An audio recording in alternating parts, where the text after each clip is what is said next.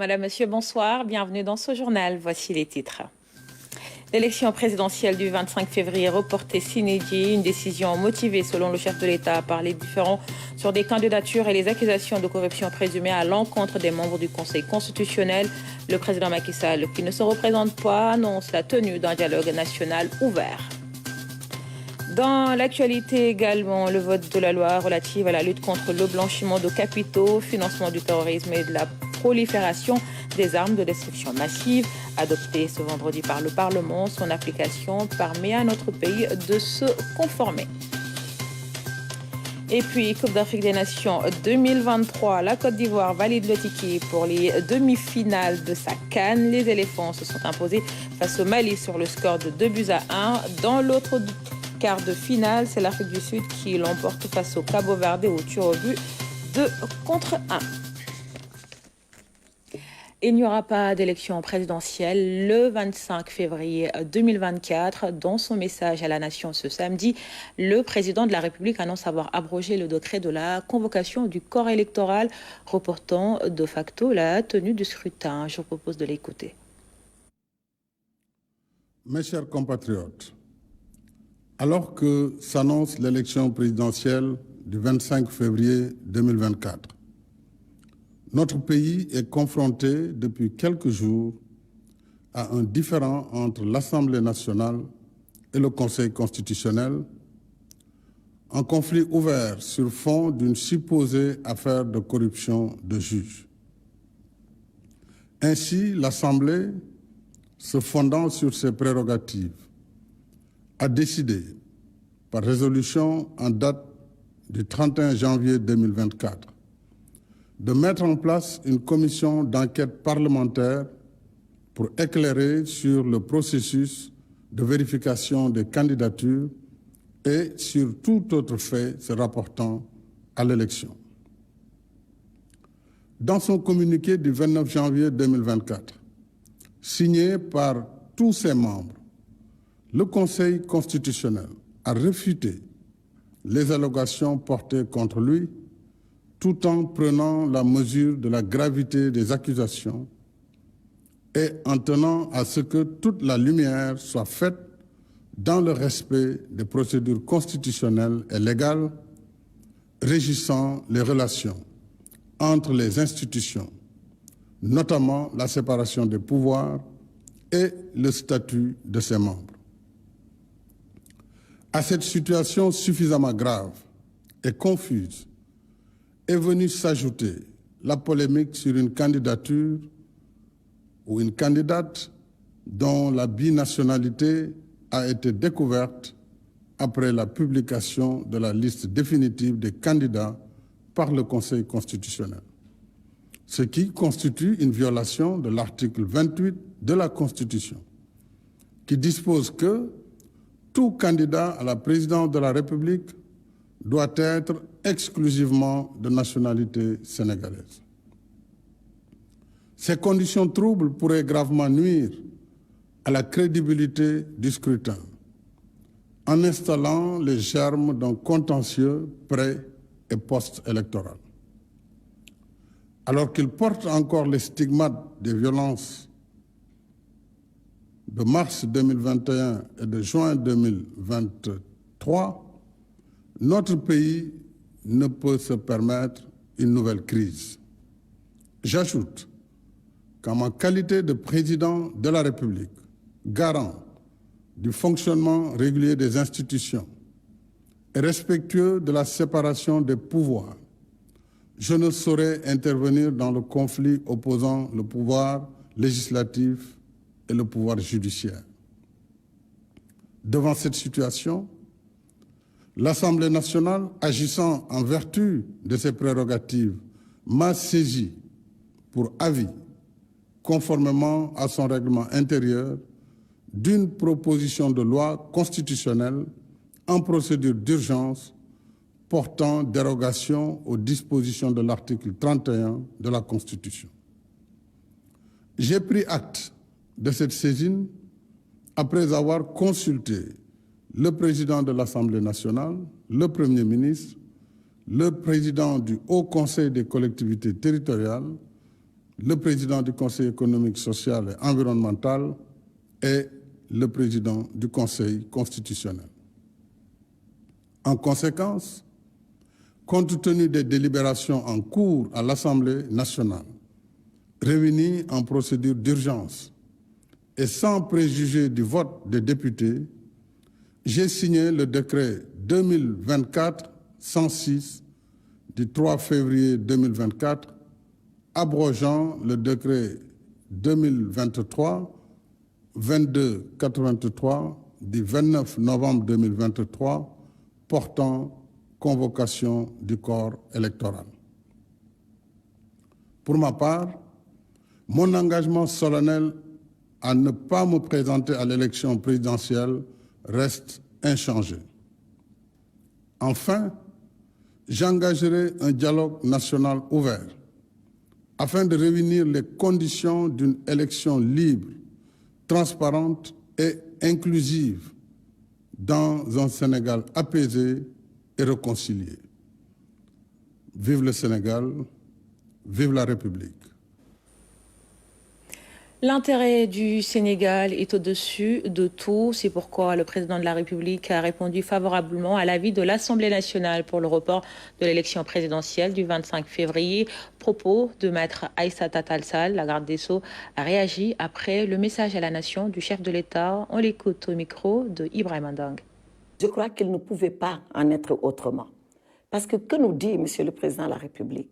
Il part d'abord d'un constat de ce qui se passe entre deux institutions majeures de notre pays, à savoir l'Assemblée nationale et le Conseil constitutionnel, qui depuis quelques jours, c'est public, sont en train de se porter des arguments, l'une, l'Assemblée nationale, contre l'autre, le Conseil constitutionnel.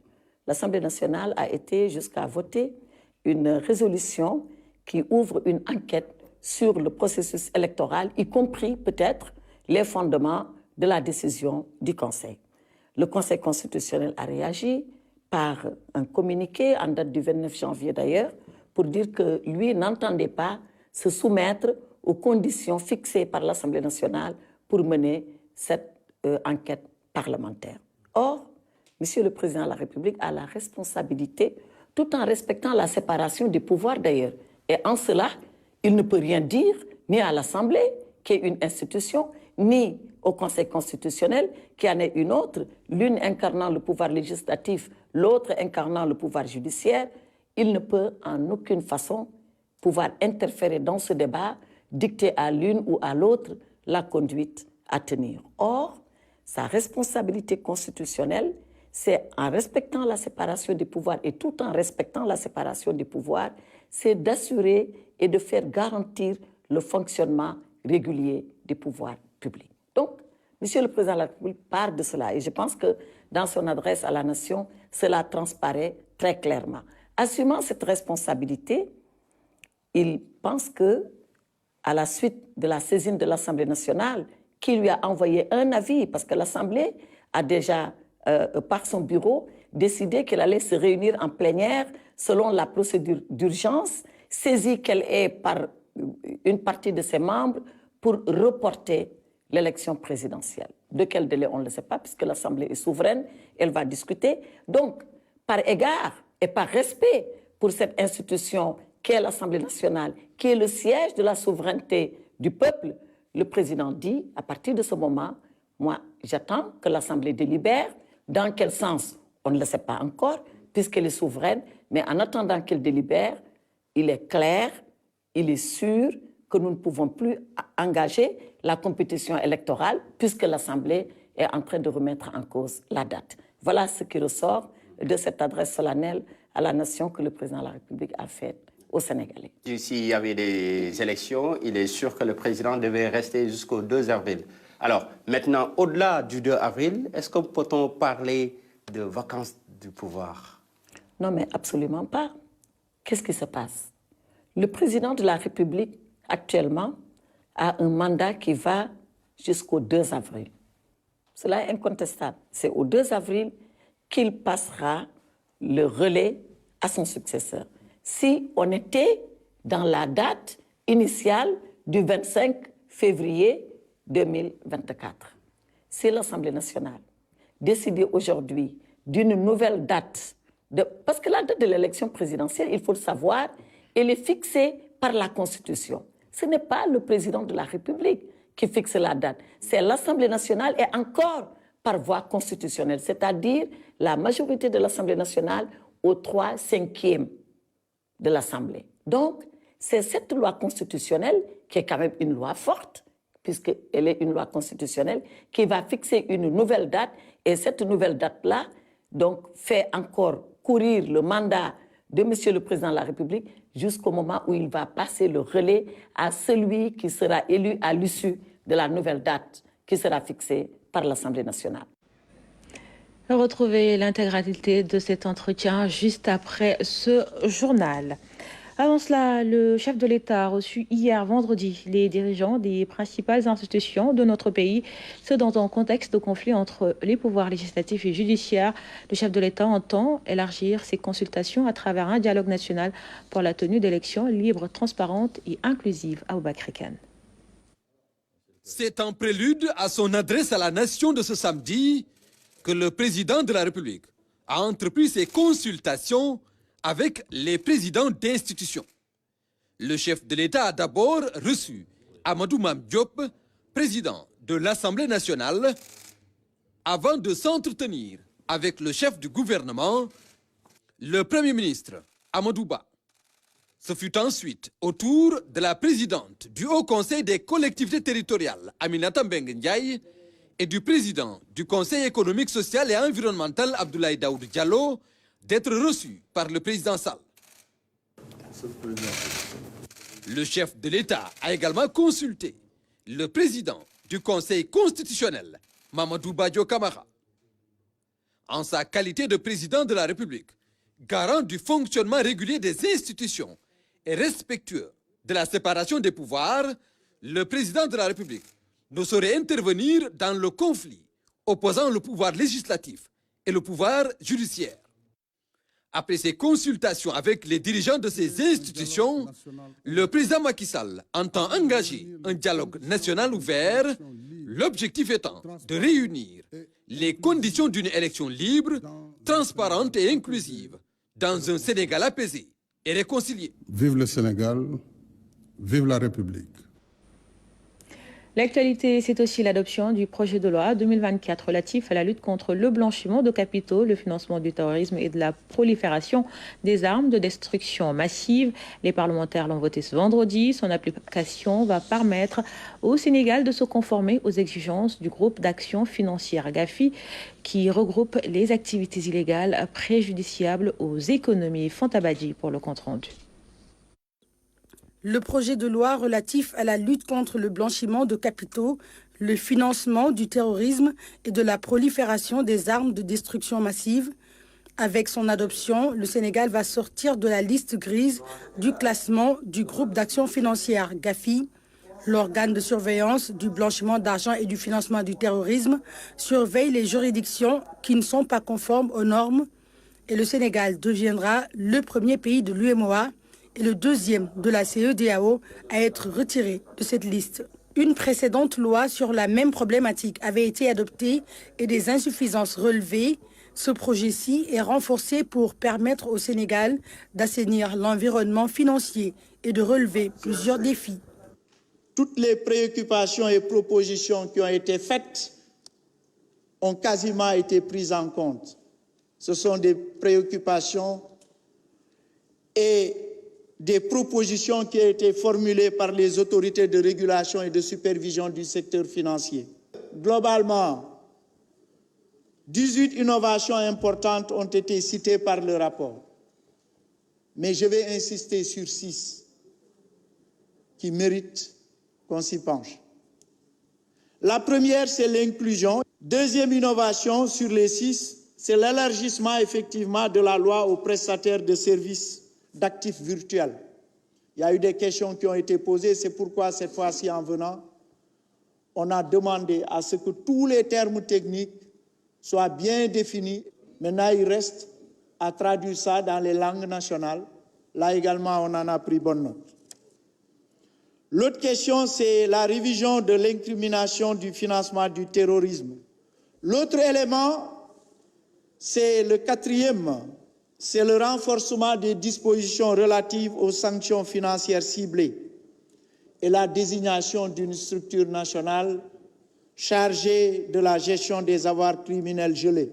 Cinquième, que je voudrais citer, c'est la soumission des organismes à but non lucratif à des dispositions particulières qui prévoient la désignation d'une structure nationale. Le rapport est revenu là-dessus et qui incombe au ministère de l'Intérieur. Il y aura un registre maintenant des organismes à but non lucratif au niveau du ministère de l'Intérieur. C'est ce que vise cette innovation. Monsieur le Président, honorables députés, je dois souligner que toutes ces innovations qui sont apportées par la nouvelle loi contribueront à renforcer le travail déjà remarquable qui a été effectué par le Comité national de coordination de la lutte contre le blanchiment de capitaux et le financement du terrorisme, chargé de veiller, entre autres, sur la mise en œuvre du dit projet de loi. Les parlementaires ont évoqué des activités comme le financement des partis politiques, le secteur immobilier, le trafic de drogue, les fonds des ONG, entre autres secteurs à risque. Des innovations sont apportées à l'élaboration de la loi pour renforcer la surveillance. À l'unanimité, les parlementaires ont adopté la loi relative à la lutte contre le blanchiment de capitaux, le financement du terrorisme et de la prolifération des armes de destruction massive. La modernisation de la gendarmerie se poursuit dans le département de Tivaouane. La brigade routière de Ngaye Mékhé a de nouveaux locaux. L'infrastructure a été inaugurée par le ministre des Forces armées. Oumar Youm était en compagnie du général de corps d'armée Moussa Fall et des autorités locales. Fatimata Banelba. L'infrastructure est moderne et répond aux exigences de l'heure qui sont la densification du maillage territorial et la montée en puissance de la gendarmerie nationale. L'édifice comprend plusieurs bâtiments, notamment un site d'hébergement des gendarmes et des gradés de l'armée, construit sur 4 niveaux avec des annexes. L'implantation des brigades territoriales et routières dans la commune de Ngaye Mékhé est stratégique et contribuera au renforcement de la sécurité et à la lutte contre les accidents de la circulation dans le département de Tivaouane. Ces nouvelles infrastructures, construites sur les cendres de l'ancienne brigade créée en 1950, permettront d'améliorer l'accueil et la prise en charge des usagers et des victimes dans des conditions d'accessibilité, de confort, de sécurité et de confidentialité optimisées. Elles garantiront également le respect des droits des personnes mises en cause ainsi que leurs conditions de détention. Elles sont aussi pour les gendarmes un formidable outil de travail répondant à leurs besoins. La présence renforcée de la gendarmerie dans la région de Thiès et sur l'axe Dakar-Saint-Louis n'est pas fortuite. Elle répond aux besoins de sécurité si l'on sait que l'exploitation du pétrole et du gaz sera bientôt effective, en plus de la réalisation du pont de Rosso qui va densifier le commerce sur ce corridor nord. Par ailleurs, la commune de Ngaye Mékhé, traversée par le corridor nord, est un axe routier par lequel transitent les dizaines de milliers de véhicules. Il s'y ajoute que l'ouverture future du pont de Rosso entre la République islamique sœur de Mauritanie et le Sénégal provoquera sans nul doute une augmentation significative des échanges commerciaux entre les deux pays et par conséquent une densification du trafic routier. L'engagement sans faille du général Moussa Fall pour la défense de la République a été magnifié durant la cérémonie, un digne fils de la commune de Ngaye Mékhé. Vous noterez que le général Moussa Fall a toujours servi sa commune, particulièrement ses parents et ses concitoyens, mais avec générosité, discrétion et altruisme jamais égalés. Ngaye Mékhé est fier de son fils. Le général de corps d'armée Moussa Fall est connu pour son engagement de tout instant à la défense de la République et au rayonnement de la gendarmerie nationale, est un exemple abouti d'un vrai chef militaire. Dans la sécurisation de l'intégrité du territoire et la bonne circulation des personnes et des biens, la gendarmerie joue un rôle primordial. Et dans la dynamique de renforcement progressif de la sécurité dans le département de Tivaouane et du maillage du territoire, le ministre des Forces armées a annoncé l'ouverture prochaine de la brigade de proximité de Pire et le démarrage des travaux de la caserne de l'escadron de surveillance de Tivaouane. On s'intéresse maintenant à la coopération sénégalo-espagnole. Une enveloppe de plus d'1 milliard de francs CFA déboursée pour une meilleur accès à l'eau potable dans le monde rural. Après Matam, plusieurs forages sont installés à Bakel. Annonce faite en marge de l'inauguration du forage de Tchagnaf. Nous sommes dans le département de Canel avec Ibrahima Pabi-Djedjou. Après plus d'une heure et demie de route, nous arrivons finalement à Tchagnaf. Ce village situé à quelques pas de Bakel est distant de 125 km de la commune de Matam.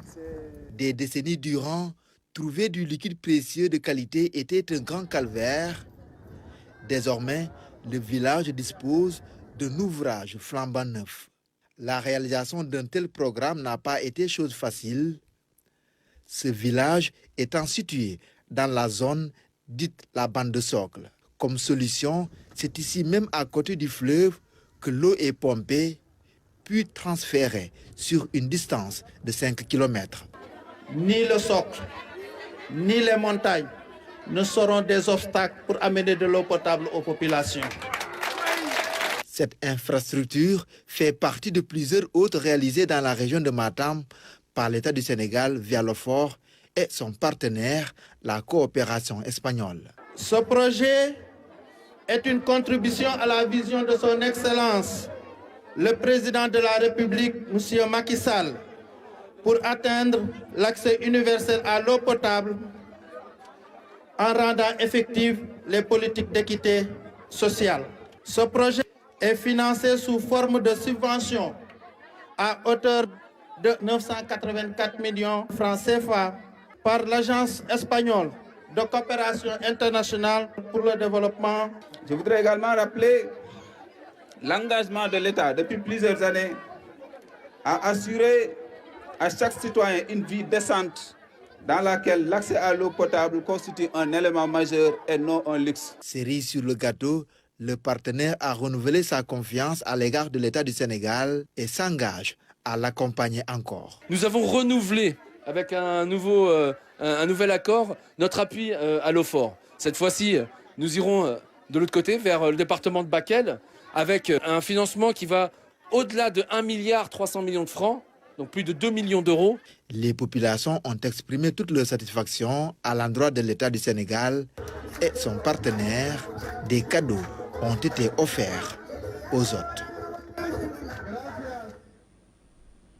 Des habitations plus modernes, les populations de Ngandjouf impactées par l'exploitation minière relogées dans de meilleures conditions. Ce modèle réussi de déplacement est bien salué par les deux parties. C'est le constat fait par le préfet du département de Tivaouane en visite sur les lieux avec Fatimata Banelba. De ces cases précaires, les populations des villages de Ngassama 1 et 2 et Bayar Peul se retrouvent dans des logements modernes construits à Galbot, à 500 mètres de la ville de Kébémer. Un site sécurisé et répondant aux normes d'habitation. Nous sommes dans la commune de Ngandjouf, dans le département de Tivaouane, une zone minière par excellence exploitée par la société minière GEFOS SA, qui, après moult négociations, a réussi à indemniser ses villageois. Le projet de délocalisation vers un nouveau site s'est fait suite à un long processus mené de manière inclusive avec la médiation des autorités administratives, religieuses, coutumières et la société civile. L'aboutissement est salué par toutes les parties prenantes. Le site est à moins de 500 mètres de la gare routière de Kébémer. Le site est à moins de 500 mètres aussi de la route nationale numéro 2, très accessible aux infrastructures sociales de base. On a eu des résultats au-delà de nos attentes. Le projet nous a beaucoup soutenus dans notre installation et nous remercions le maire qui nous a trouvé ce site de Galbot. Seulement, nous souhaitons disposer d'installations en eau et en électricité, en plus d'un poste de santé et d'une école pour les enfants. La démarche inclusive et transparente a permis d'éviter bien des conflits connus dans d'autres localités. L'accord est conclu, les impôts déjà payés à la grande satisfaction des bénéficiaires. Par la grâce de Dieu, aujourd'hui, on peut dire Alhamdulillah parce qu'on a fait un grand pas, c'est le pas de la relocalisation. Ce projet, nous l'avons estimé dans un premier temps, il y a un investissement, disons, préliminaire d'environ 4 milliards qui sont engagés et qui vont bien sûr être doublés dans les années qui suivent. Nous avons été accueillis aujourd'hui par des visages radieux qui en disent long sur vraiment le niveau de satisfaction de ces populations. Car délocaliser une population, ce n'est pas chose aisée. Et quelles que soient par ailleurs les conditions favorables que nous pouvons leur offrir, il y a toujours ce choc émotionnel, il y a toujours ce choc presque donc sentimental dans le sens où on a délocalisé des populations d'un cadre qui les a vus naître et grandir. La visite d'une forte délégation sur les différents sites dirigés par le préfet du département de Tivaouane se justifie aisément. Il s'agissait pour l'autorité administrative de s'enquérir du niveau d'avancement de l'installation de la société minière GEFOS et des conditions progressives d'installation des habitants de Ngassama et Bayar Peul. Dans le cadre de notre démarche d'une administration de proximité, nous sommes surtout venus aujourd'hui pour rendre visite à ces villages, à ces populations nouvellement délocalisées que je viens de citer, pour voir dans quelles conditions elles se trouvaient, pour voir également dans quelle mesure nous pourrions les accompagner. Ce modèle réussi de négociation pour le déplacement de populations mérite d'être cité en exemple, selon les différentes parties prenantes présentes à cette visite. Dans le département de Tivaouane, l'ambition du préfet est d'établir un partenariat gagnant-gagnant entre sociétés minières et populations locales en quête d'un mieux-être. Ils découvrent le bus rapide transit. Des élèves des établissements situés sur le tracé du BRT ont fait le tour de la ville. C'est une initiative du CETUD avec le ministère de l'Éducation. L'idée est de faire de ces élèves ambassadeurs de ce moyen de transport écologique et révolutionnaire. Lamine Fall et Maman Moussagnan.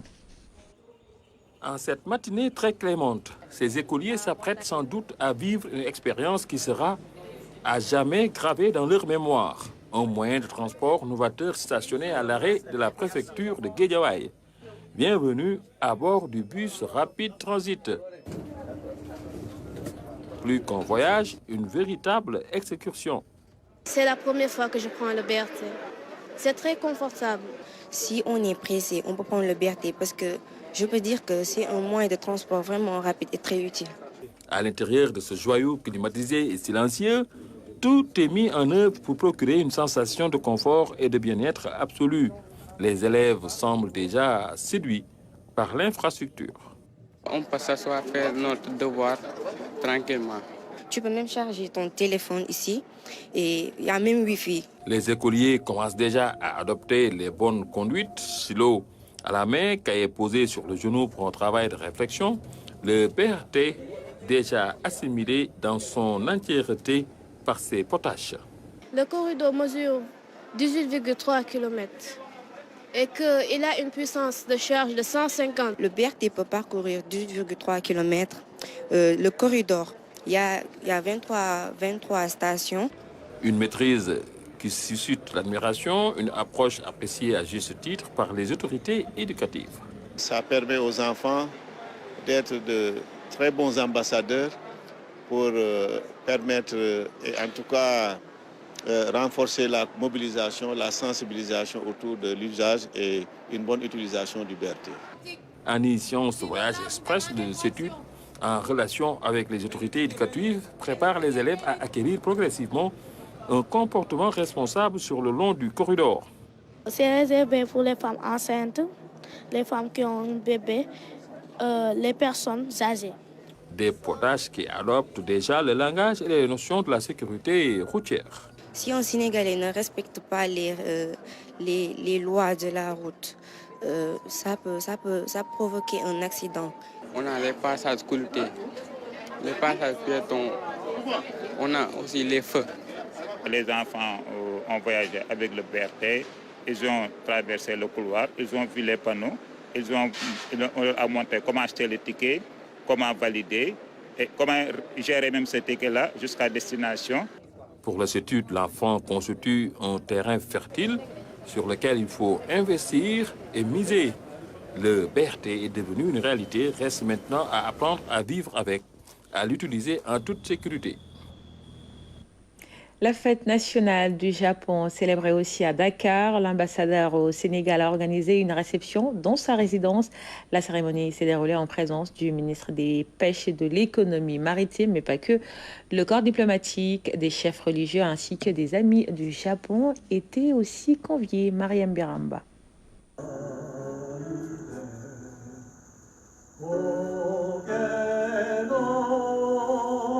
L'hymne national, entonné par l'ambassadeur du Japon au Sénégal, donne le coup d'envoi de la célébration de la fête nationale nippone. Cette année, l'événement coïncide avec l'anniversaire de Sa Majesté, l'empereur Naruhito. Une occasion de magnifier l'excellence des relations d'amitié et de coopération fructueuses qui unissent le Japon et le Sénégal depuis 1960.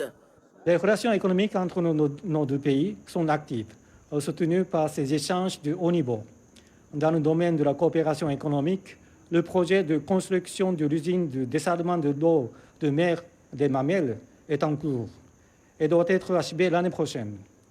Un projet de travaux commenceront également cette année pour un important projet d'expansion d'irrigation lysicole dans le bassin du fleuve Sénégal, dont l'accord de 50 milliards de CFA francs a été signé en 2021. Dans le domaine de l'exploitation de pétrolière, un navire pour la production et le stockage de pétrole et de gaz en mer, construit par une société japonaise, actuellement navigue vers le Sénégal. Venu représenter le gouvernement, le ministre des Pêches a remercié le Japon pour sa contribution au développement au Sénégal. Il est un devoir pour moi de magnifier ici, pour m'en féliciter. L'engagement du gouvernement japonais a accompagné le Sénégal dans la réalisation de nombre de projets dans des domaines aussi stratégiques que l'appui à la croissance économique durable et l'amélioration des services sociaux de base. L'élaboration de la phase 3 du plan Sénégal émergent nous engage à travailler ensemble à l'identification de nombreuses opportunités d'investissement japonais au Sénégal, mais aussi d'exportation de produits made in Sénégal sur le marché japonais. La cérémonie était ponctuée par la dégustation de la cuisine japonaise et des expositions sur le thème « Artistes au savoir-faire japonais, techniques artisanales et élévation spirituelle ». La célébration a pris fin sur ces notes d'ambiance aux sonorités sénégalaises dirigées par la japonaise Nodoka Kamata.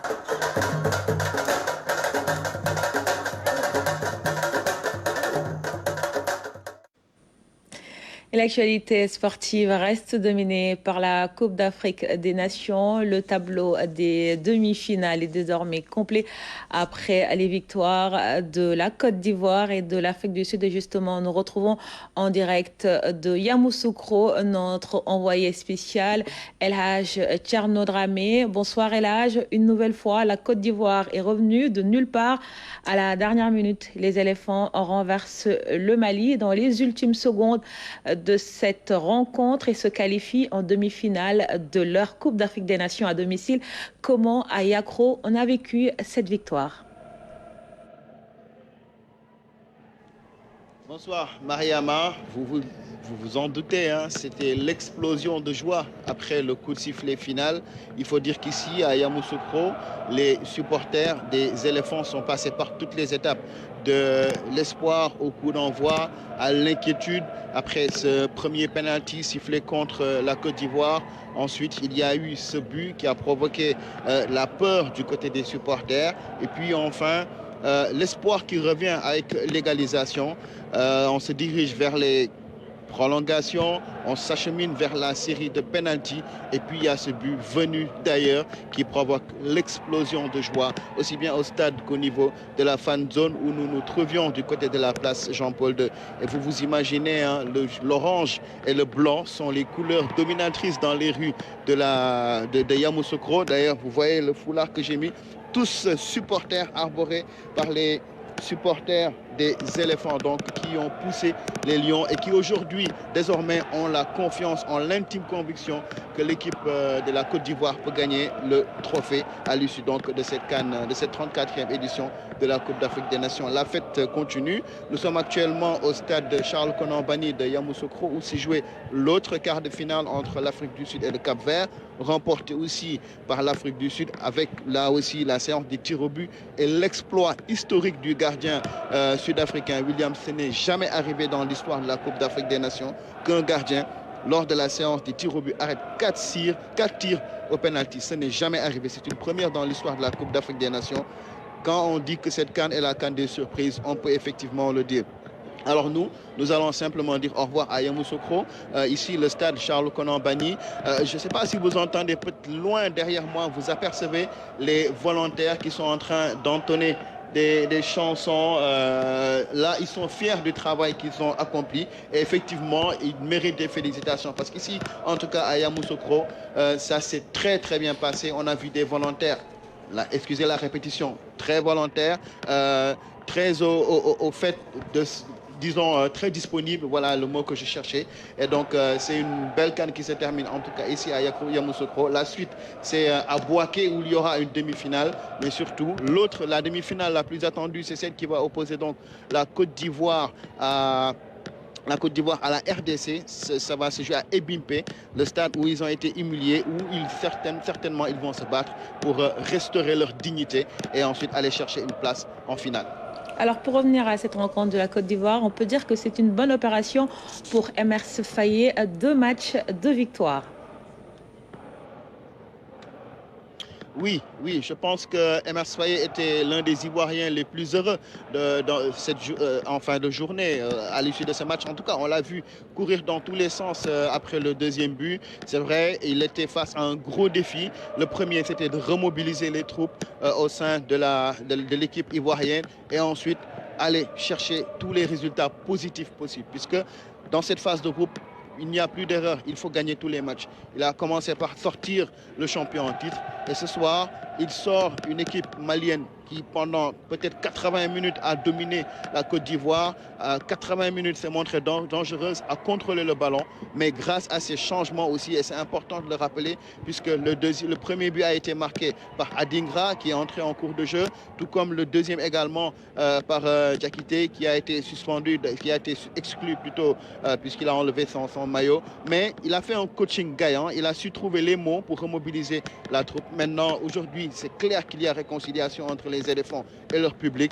C'est un gros point positif pour lui, d'autant plus que c'est un fils de la Côte d'Ivoire. Il a été ancien international. Il a joué une finale de CAN en 2006 qu'il a perdue. Aujourd'hui, il montre qu'il a les moyens d'emmener son équipe au sommet. Et écoutez, on va lui souhaiter de réussir tout simplement. Donc, on l'a vu, hein, le miracle ivoirien continue avec cette nouvelle victoire. Un public désormais totalement acquis à sa cause. Ces gages seront-ils suffisants pour affronter la République démocratique du Congo et aller, pourquoi pas, chercher la coupe?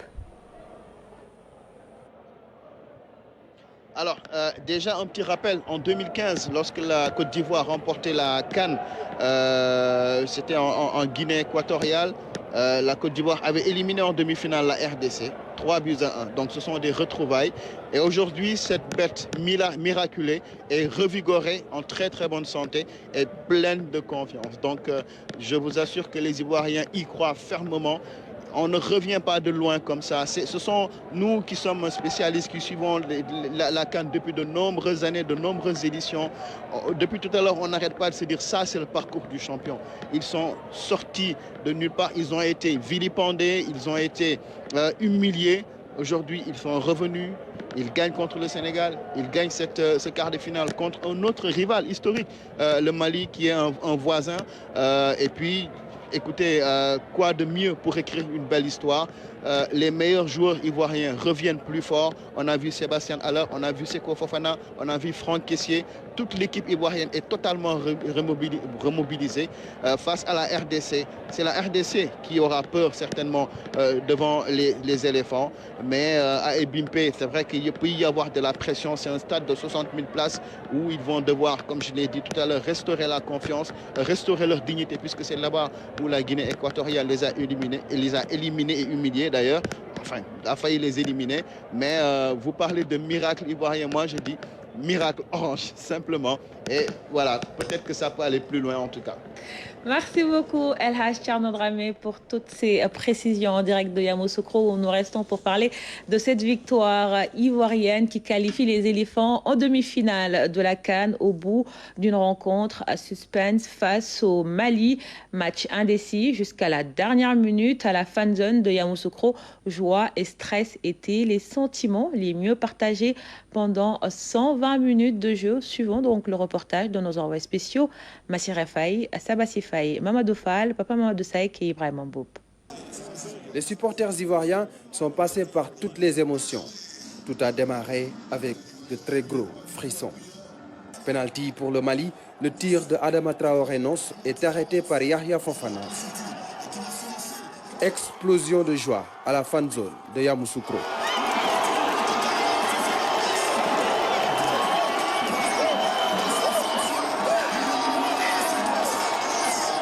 Après l'exclusion de Kosunu, la joie cède la place à la peur, à l'angoisse. Gros coup dur pour les supporters. Les faits de jeu s'enchaînent et jouent en défaveur de la Côte d'Ivoire.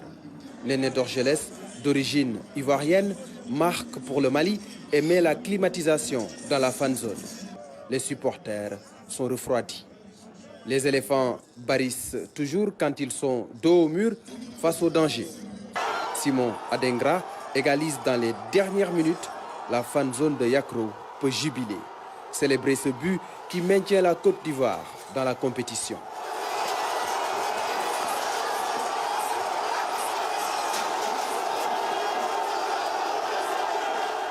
Le meilleur reste à venir. Dernière minute du temps additionnel. Oumar Diakité marque le but de la victoire, le but de la délivrance.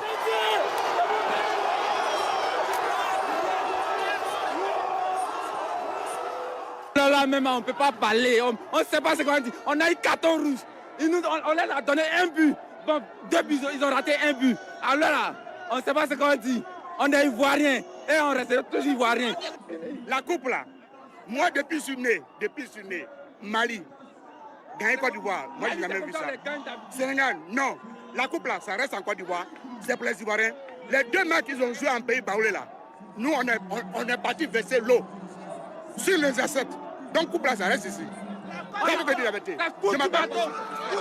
Voici qu'on puisse rester. Le football, quand tu mènes 1-0, tant que la but n'a pas dit fin du match, il faut jamais dire que tu as gagné. Le football, quand tu dis Mali ne peut jamais nous gagner. C'est la Côte d'Ivoire. Il y a une chose à retenir, que même l'éléphant dans son porteur, il est dangereux. À tout moment, on peut faire du mal. Évidemment, un sentiment de joie, comme vous pouvez l'imaginer. Vous avez vu là 2 étoiles. Quand je gratte comme ça, je sens la 3e étoile qui est en téléchargement. Les miraculés de la CAN continuent leur chemin, un chemin parsemé d'embûches, mais souvent les éléphants se sont tirés d'affaire. Après la victoire face au Mali, il y avait une grosse liesse populaire dans les rues de Yamoussoukro. Seule la victoire est belle. C'est au terme d'une rencontre pleine de suspense que la Côte d'Ivoire s'est imposée devant le Mali et Amadou Diallo revient sur les temps forts de cette rencontre. Regardez. Avec la qualification des éléphants de Côte d'Ivoire.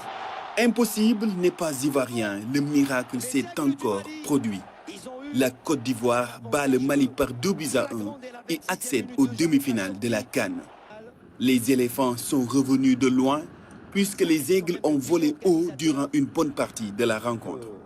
Dès la 9e minute, Kosunu touche le ballon avec les bras, mais pas de pénalty pour le Mali. Niakate est signalé hors jeu. Les Maliens ratent même un pénalty Le tir de Adama Traoré est repoussé par Fofana. Et quel arrêt de Fofana. Peu avant la mi-temps, la Côte d'Ivoire se retrouve à 10. Kosunu écope d'un rouge après son tacle sur Sinayoko. Au retour des vestiaires, le Mali ne ménage pas la Côte d'Ivoire et continue d'attaquer. À la 71e minute, Néné ouvre le score pour le Mali. Une frappe d'anthologie. Fofana ne peut que constater les dégâts. 1-0 pour les Maliens.